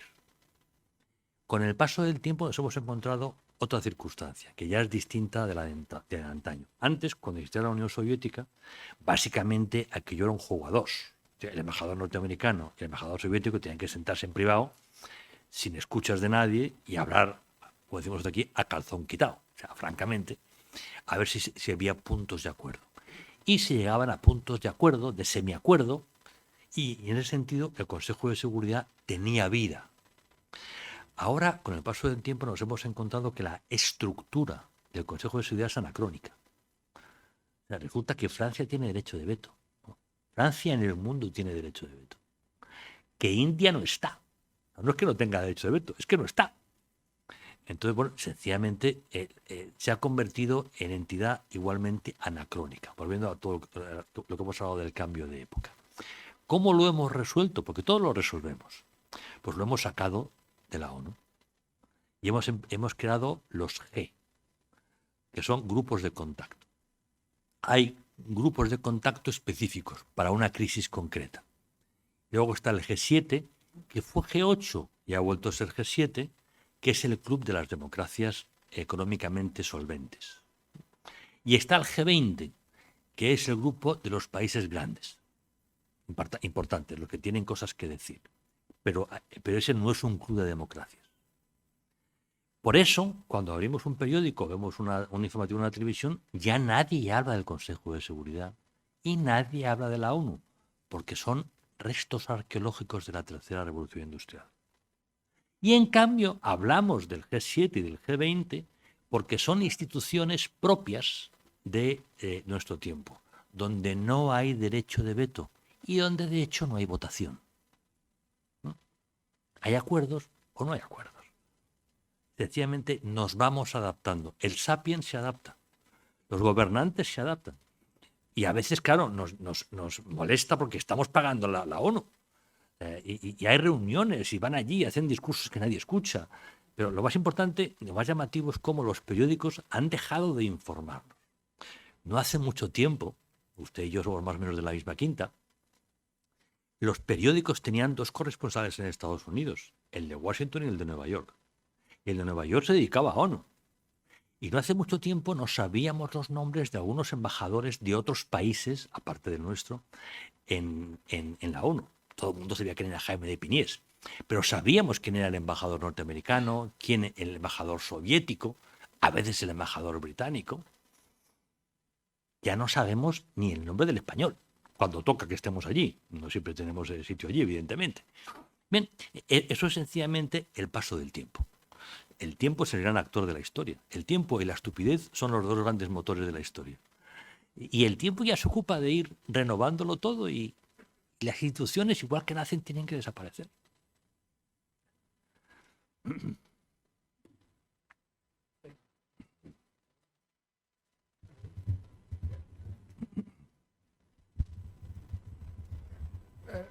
Yo tengo tres preguntas cortas para usted.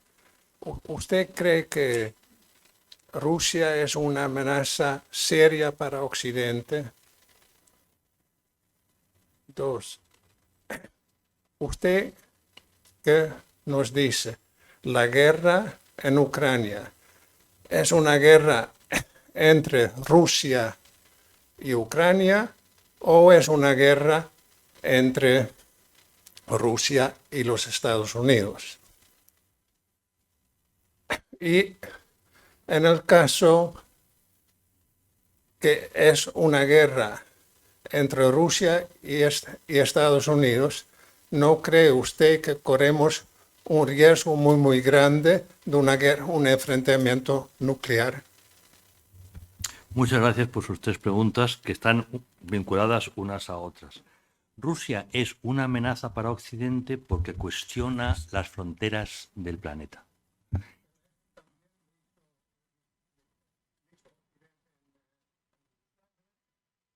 No, Yugoslavia implosionó. Otra cosa... Vamos a ver. Sí, pero eso fue...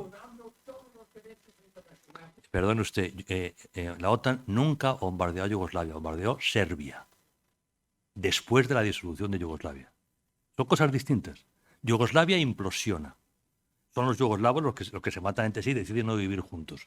No era un país, por otro lado, con larga historia unificado. El tema de Serbia es distinto por la cuestión de Kosovo. Es un tema diferente. Decía que Rusia sencillamente no acepta las fronteras de Moldavia, no acepta las fronteras de Georgia. Y el tema de Ucrania es más grave porque no solamente no las acepta, sino que después de reconocer las fronteras de Ucrania en el año 91, en el acuerdo de Budapest, que es del año... ¿Cuándo es Budapest? Es el 93. Memorándum de Budapest hace referencia a la desnuclearización de Ucrania. Recordemos, cuando Ucrania se hace independiente, y evidentemente Rusia lo acepta, es del año 94, diciembre del 94. Se plantea un problema muy serio, y es que una parte muy considerable del armamento nuclear soviético está en Ucrania, porque es zona adelantada. Y entonces tanto a Estados Unidos como en general al mundo y a Rusia le preocupa qué va a pasar con todo el armamento nuclear que está allí. Entonces se llega a un acuerdo que se especifica en el denominado Memorándum de Budapest, por el cual Ucrania devuelve, entre comillas devuelve, todo ese armamento a Moscú, y a cambio Moscú no solo reconoce la independencia y soberanía de Ucrania, cosa que ya había hecho en el 91, sino que se compromete a proteger a Ucrania frente a otros estados. Evidentemente, la violación de esto en el año 2004, en el año 2014, en el año 2015 y en el año 22, pues evidentemente es un tema enormemente serio que por eso nos lleva a considerar que Rusia es una amenaza. Los estados próximos insisten mucho en que si no paramos a Rusia en Ucrania, Rusia continuará avanzando. Su segunda pregunta, que es muy interesante, es si esta es una guerra entre Rusia y Ucrania. La respuesta es no. Pero si usted me dice que es una guerra entre Rusia y Estados Unidos, la respuesta es tampoco. Me explico. Antes de la invasión, el presidente Putin inicia una operación diplomática muy interesante y muy importante, que presenta dos documentos, uno en Washington y otro en Bruselas, en la sede de la Alianza Atlántica. En esos documentos lo que plantea Putin es el mundo ha cambiado, Europa ha cambiado, no tiene sentido que Estados Unidos tenga armas nucleares en Europa. Por lo tanto, exigimos que Estados Unidos retire todo armamento nuclear. Igualmente exigimos que Estados Unidos retire todas sus fuerzas, sus hombres, de posiciones adelantadas, es decir, de los países limítrofes a Rusia. Todo esto tiene un debate de fondo, que es el debate sobre la ampliación de la Alianza Atlántica y de la Unión Europea, que Rusia percibe como una amenaza y como una maniobra de Occidente para aislarle, pero en realidad lo que hay es sencillamente la aplicación del principio de puertas abiertas, y es que esos países se empeñan en formar parte de la Alianza Atlántica y formar parte de la Unión Europea. Ese es el marco que, una vez que nosotros, la Alianza Atlántica, se niega a aceptar esta exigencia rusa, lleva a Rusia a mover ficha en Ucrania. La ficha en Ucrania es una ficha más en un proceso, Moldavia, Georgia, Ucrania, que muchos países de Europa Oriental consideran que continuaría si no hacemos nada en Ucrania. Y por lo tanto no es un tema de Estados Unidos, sino que es un tema general de Europa. Bien es verdad, y este es un tema mucho más interesante que nos llevaría a una conferencia más larga, que ni los norteamericanos están de acuerdo entre sí sobre qué hacer, ni los europeos están de acuerdo entre sí sobre qué hacer. En general, el bloque eslavo y el bloque anglosajón mantiene una posición de mucha firmeza respecto de Rusia. De otra manera, Rusia tiene que ser derrotada. ¿Qué quiere decir derrotado? No lo tengo tan claro. Pero, digamos, el tema de Crimea es un tema muy, muy delicado. Mientras que el triángulo formado por Alemania, Francia e Italia, al que se sumaría España, estaría mucho más dispuesto a un reparto de Ucrania. Por lo tanto, lo de la derrota les parece mal, básicamente porque quieren recuperar la relación con Rusia lo antes posible. No les cabe en la cabeza iniciar medio siglo de ruptura de relaciones con Rusia. Entonces, las posiciones no están tan cohesionadas como los discursos dan a entender. Y ahí, evidentemente, avanzaríamos un poco en lo que usted está planteando. Pero no es un tema de Estados Unidos frente a Rusia, es mucho más complicado. El escenario nuclear está ahí. Claro que está ahí. Cuando un país tiene armas nucleares, no las tiene porque sí. Las tiene para utilizarlas en determinados momentos. ¿En qué momento utilizaría Putin el arma nuclear? Ni él lo sabe. Sencillamente, la guerra está viva, está funcionando. Y es una guerra de largo recorrido, porque ya es guerra de desgaste. La guerra, no sé hasta qué punto Blitzkrieg, digamos, una guerra de despliegue rápido, no sé hasta qué punto Putin y sus generales pensaban en eso, o era sencillamente un avance rápido, que es distinto de un Blitzkrieg. Pero hoy ya es guerra de desgaste. Por lo tanto, de posiciones estables y de machacar con artillería al otro, y en el caso de Rusia, de acabar con la infraestructura ucraniana para que no puedan vivir. Rusia tiene un músculo humano mucho mayor, al fin y al cabo tiene 1 millón de soldados, mientras que Ucrania no tiene 1 millón de soldados. Y Putin cree que ahí puede ganar. Como hemos abierto un segundo frente, que es el económico, Putin cree que va a ganar la batalla económica, porque nosotros no somos tan consistentes como ellos. Dicho de otra manera, una inflación de 2 dígitos lleva a unas situaciones muy incómodas para mucha gente, y esa gente que puede considerar que Rusia es muy mala va a votar a partidos que le van a prometer soluciones que pasan por un entendimiento con Rusia. Uno de los inconvenientes de la democracia es que el votante no tiene por qué ser coherente. Dicho de otra manera, casi nunca lo es. Entonces se puede ser muy crítico con Rusia y votar a un partido que se va a entender con Rusia. Y esto es en lo que Putin confía absolutamente, tanto en el plano de la política norteamericana, Trump, como en el plano de la política europea, los partidos populistas. Pero eso está por ver. Digamos, yo no soy adivino, como siempre digo en estos casos, los historiadores tenemos el monopolio de equivocarnos sobre el pasado. Para el futuro están los economistas, que lo hacen mucho mejor que nosotros. Y yo no sé cómo, ni cuándo, ni de qué manera se podría utilizar el armamento nuclear, pero está ahí y se puede utilizar. El tipo joven detrás lleva ya un rato levantando la mano.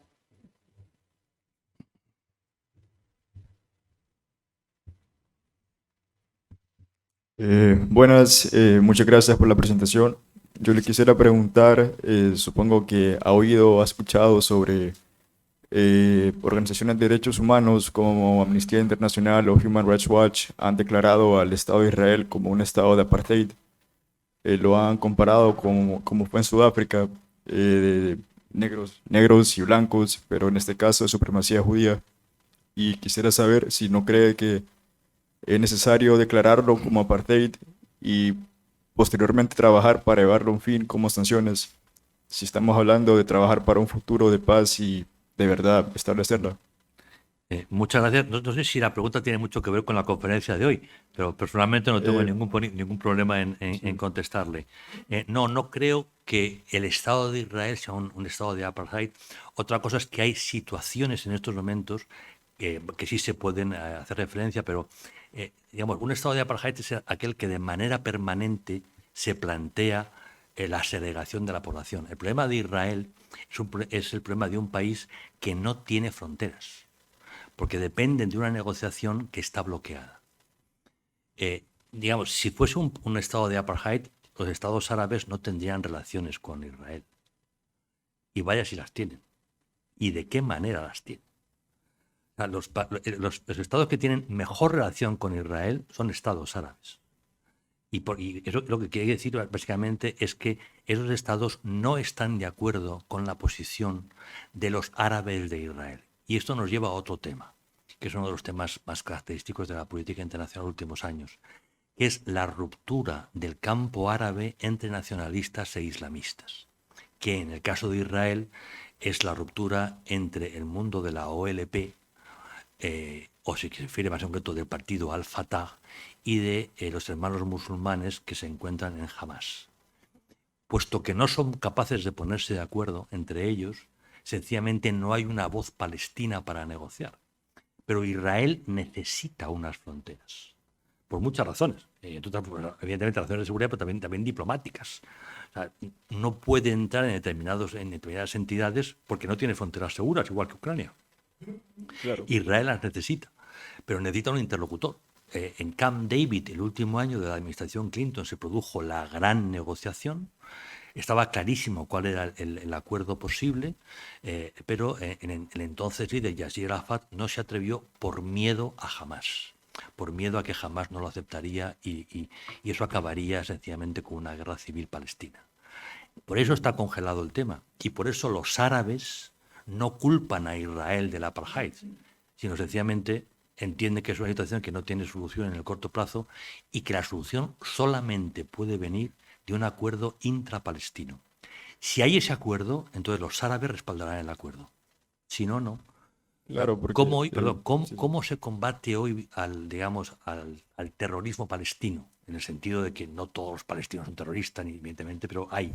Básicamente a través de la inteligencia egipcia y la inteligencia jordana. Esas dos inteligencias, junto con la israelí, trabajan conjuntamente. Y los israelíes dan cobertura a los egipcios combatiendo a Al-Qaeda en la península del Sinaí y los egipcios dan cobertura sobre todo en el tema de Gaza. Es ahí donde estamos.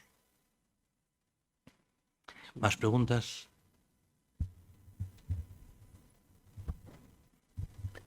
Hola, buenas tardes. Buenas tardes.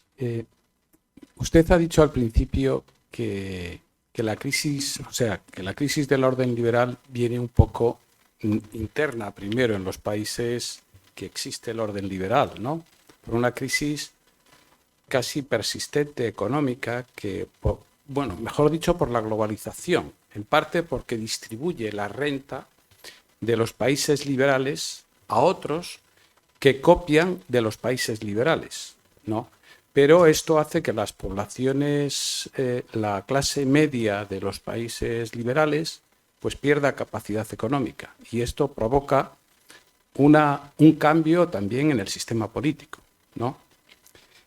Entonces, claro, hay una crisis liberal interna del orden liberal y se exporta en cierta medida a los países a los que no son liberales. No sé cuál es el otro orden no liberal, ¿no? Es un orden totalitario, despótico, no de estados de derecho, etcétera, ¿no? Entonces, claro, este es un problema. Lo primero empieza por resolver el problema.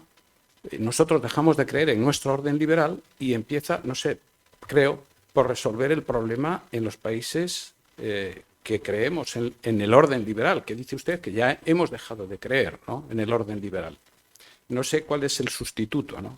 Y además, como también ha hecho mención a los avances tecnológicos, ¿no?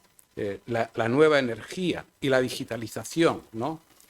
La digitalización y también el cambio del propio ser humano. Esto, ¿dónde puede desarrollarse? Porque la economía se ha desarrollado en el orden liberal, en un espacio de libertad, más o menos, de libertad individual. Sí, perdón. Bien, pues es que es una reflexión y una pregunta o un cuestionamiento de cuál es el problema del orden liberal, ¿no? Muchísimas gracias. No, veo que usted ha prestado atención y se ha quedado con todas las dudas que yo les planteo, porque vengo aquí para crearles problemas, no a darles solución. O sea, intentando recalibrar los conceptos que usted ha manejado. El orden liberal no entra en crisis solo por los efectos de la globalización, sino hay otros efectos. Para que la globalización va a tener un impacto muy fuerte, sobre todo en las políticas internas, en los debates internos. Y tiene usted toda razón cuando ha explicado el tema de las clases medias, el auge del nacionalismo, etcétera, etcétera. nosotros estamos quedándonos sin ese guión que era el orden liberal, un guión para saber dónde estamos y a dónde queremos ir. Pero eso no quiere decir que esté surgiendo un orden alternativo. China está tratando de crear un orden alternativo. Y el documento más importante al respecto es la declaración conjunta entre Putin y Xi Jinping, hecha el 2 de febrero en Beijing a propósito de la visita de Putin por la inauguración de los Juegos Olímpicos. Ahí hay un documento de varias páginas donde se tratan de poner, digamos, las premisas programáticas de lo que debería ser un nuevo mundo. En la estrategia china está ese plan. Lo que pasa es que el prestigio de China en el mundo no es precisamente muy alto, para que no nos engañemos. Pero es verdad que muchos regímenes autoritarios, digamos, se acogen a determinada argumentación china. Lo que pasa es que las dictaduras también temen a China. Una cosa es que las dictaduras no estén cómodas con los norteamericanos y otra cosa es que confíen en los chinos. Eso no está ocurriendo. Entonces, hay un plan alternativo que es chino, pero no está teniendo muchísimo éxito. Y por nuestra parte, no estamos de acuerdo sobre qué hacer. Si se lee usted el documento aprobado en Madrid por la Alianza Atlántica, denominado técnicamente concepto estratégico, es un anglicismo, quiere decir estrategia o principios políticos. Entonces, ahí hay un intento de rescate del orden liberal, pero reconociendo que estamos en otra época. Entonces, a ver si nosotros, los del Club Atlántico, somos capaces de mantener lo que podamos mantener en un nuevo mundo. Básicamente, respecto a la dignidad humana, libertad, un mundo regido por normas y por un marco multiinstitucional, de organismos internacionales, ese tipo de cosas. ¿Seremos capaces de cumplir lo que hemos firmado en Madrid? Yo no lo sé. Y usted dice, bueno, y luego hasta la revolución digital, desde luego, son cosas distintas. O sea, el cambio de época es una cosa. Y el orden liberal es sencillamente cómo ordenamos la política internacional. Pero el cambio de época tiene otras dimensiones muchísimo mayores, que evidentemente van por la revolución digital, van por la revolución biológica, y va a afectar mucho más a nuestra vida que únicamente la política internacional. Esa es la gran revolución. Lo que pasa es que el ser humano, como es normal, se deja a menudo, digamos, el efecto de que el árbol no nos deja ver el bosque es parte de nuestra vida cotidiana. Básicamente porque nos ocupamos del fuego inmediato, no del que está más allá. Y tenemos tantos fuegos inmediatos que no tenemos mucho tiempo para levantar la cabeza. Si tuviéramos tiempo diríamos, Dios mío, la que se nos viene encima. No porque sea un desastre, sino porque es un cambio profundo. Y tenemos que mentalizarnos para el cambio profundo. Y eso no es fácil. O sea, estamos muy apegados a un mundo que ha funcionado maravillosamente. Es la etapa de toda la historia del Homo sapiens más positiva, a gran diferencia de la siguiente. Y esa etapa ha concluido. Entonces, claro, no es para tirar cohetes, pero como ha concluido, más vale que no lloriqueemos mucho y nos mentalicemos para cambiar de actitud. Muchas gracias. Acabamos. Muchas gracias.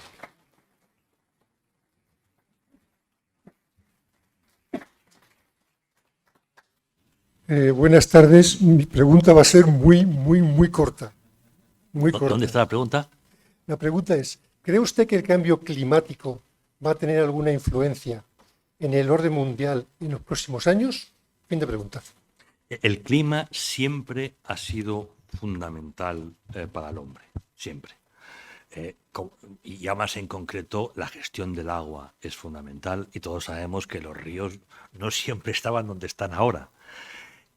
El debate del cambio climático en el fondo es un debate matemático, es decir, podremos hablar con seguridad del cambio climático cuando tengamos un modelo matemático que nos permita predecir lo que va a ocurrir, porque tengamos todas las variables del cambio metidas en un ordenador. No hemos llegado a eso. Y hay mucho debate entre científicos sobre determinados procesos. Sobre esto que podemos decir cosas, digamos, desde el sentido común, y no siendo yo científico, soy historiador de toda la vida. Uno, el clima siempre ha cambiado. O sea, la idea de que hubo un tiempo en que el clima era estático es una chorrada de esas enormes. nosotros, los humanos, estamos cambiando el clima. Aparte de que el clima cambia por el propio planeta, por poner un ejemplo, no hace mucho tiempo esta maravillosa Tierra estaba bajo hielo. Ha habido determinadas épocas glaciares que, entre otras cosas, afectaron tanto a Nueva York. Se puede ver en Central Park una roca con las rayas hechas por el hielo, como esta maravillosa Tierra de Cantabria estaba afectada por el hielo. Eso, por lo visto, tiene que ver con el eje de rotación de la Tierra sobre el Sol. Digo por lo visto, no soy científico, es lo que he leído y no sé si lo que he leído era correcto o incorrecto o si lo he entendido. Pero ese eje continúa moviéndose. Hablamos mucho del calentamiento. Vamos hacia una etapa glaciar. Podemos decir, en el corto se está calentando, pero en el medio vamos a una nueva etapa glaciar y Cantabria volverá a quedar bajo el hielo. Sin bromas. Y una cosa no quita la otra. Que el hombre está haciendo daño al clima, somos unos guarros. Eso es una cosa tan obvia. El mar está lleno de plástico. Y el mar está contaminado por nosotros. Los ríos dan asco. O sea, somos unos guarros. Y eso no puede hacer bien al planeta. Ahora, exactamente lo que va a ocurrir yo no lo sé porque los científicos no lo saben, los de verdad. Luego hay científicos que trabajan para los políticos y por tanto son políticos y es otra historia. Y encontramos determinados modelos de cambio climático que se tienen que rectificar cada 5 años. O sea, no hay una base matemática todavía solvente porque hay demasiadas variables. Pero estamos dañando al planeta seguro. Eso para mí no tiene la menor duda. Y tenemos que tratar de cuidar nuestra casa, porque es nuestra casa. Que en el corto plazo imaginémonos que dejamos de contaminar el planeta. Ya. No sé cómo se puede hacer, pero lo hacemos ya. El calentamiento va a seguir avanzando, porque la fase de calentamiento no depende solo de que seamos unos guarros, que lo somos, sino de que estamos en fase de calentamiento. Y por lo tanto, se van a continuar deshelando los polos. Y por lo tanto, va a subir el nivel del mar. Y por lo tanto, van a desaparecer islas. Y por lo tanto, va a desaparecer mucho de la peor construcción turística de las playas de España. Gracias a Dios, por cierto, porque vaya regalito a los arquitectos y constructores, ¿no? Eso es seguro, aunque no contaminemos, porque estamos en fase de calentamiento. Lo cual no justifica que contaminemos. Pero siendo humildes, no conocemos la lógica del clima. Por mucho que haya algunos físicos que, cobrando buenos proyectos de investigación, sacan conclusiones pelín precipitadas. Hay una pregunta ahí, terminamos con ella. Vale, muchas gracias por la conferencia. Yo quiero hacer 3 cuestiones, que espero que sean breves. Una, cuando ha respondido a la primera cuestión, dijo que Trump cree conveniente acercarse a Putin, pero en perjuicio de la Unión Europea. Quería saber a qué se refería, en qué nos perjudicaría. La segunda es, ¿qué consecuencias cree que habría si nosotros, la Unión Europea, nos acercáramos a Putin, a Rusia, y nos acercáramos a ello? Y la tercera es una cuestión un poco controvertida, que yo considero, es mi opinión personal, que la postura europea y de Estados Unidos en el tema de Ucrania es un poco hipócrita, porque yo considero que Rusia inevitablemente, al tener mayor potencial militar, va a ganar la guerra, y nosotros lo que estamos haciendo es alargar, vendiendo armas además, beneficiándonos económicamente y causando muchas más muertes de las que habría si no interviniéramos, porque la guerra seguramente ya habría acabado. Muchas gracias por su pregunta. Vamos a ver, Trump tiene una visión de la política internacional característica de nuestro siglo XIX. Es lo que llamamos diplomacia de poder. Entonces, él cree que tiene que entenderse con Rusia porque le interesa a Estados Unidos, que ese entendimiento con Rusia va a afectar a la Unión Europea, pero la Unión Europea va a tragar porque traga con todo, finalmente, y porque para él lo básico es no empujar a Rusia hacia China.